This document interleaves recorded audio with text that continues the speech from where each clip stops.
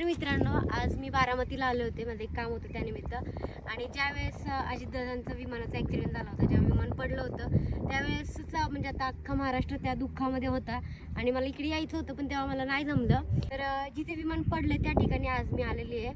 आणि इथे तुम्ही पाहू शकता, इथे विमान पडलं होतं ज्या ठिकाणी आता पूर्ण पोलीस बंदोबस्त त्यांनी लावलेले आहे आणि दादांचा फोटो आहे तिथे.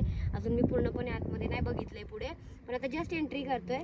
तर चला आपण बघूयात नक्की काय आहे तिथे, म्हणजे तुम्हाला पण बघायला मिळेल. तर इथे आले, इथे दादांचा फोटो लावलेला आहे, हार वगैरे घातलाय आणि पाया पडले. म्हणजे दादांना कधी भेटले नाहीये, पण दादा प्रत्येक माणसाच्या हृदयात बसलेले की प्रत्येकाच्या घरातला माणूस गेल्यासारखं वाटतंय. आणि आता इथे आले ना तरी पण एवढं भरून आलेलं आहे की असं कधी भेटलो नाही, पण या माणसाला असं बघून अजूनही ही गोष्ट खरी नाही वाटत आहे की असं काहीतरी झालेलं आहे, असं काहीतरी घडलेलं आहे. इथे पाठीमागेच विमान पडलं होतं, जे पाठीमागे सगळं जळले, दगडं लाकडं तुम्ही बघू शकता.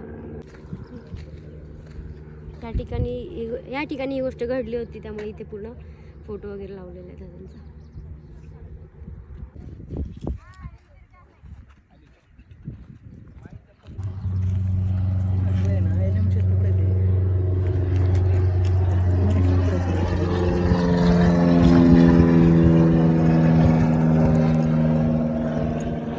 विमानाचे तुकडे आहेत,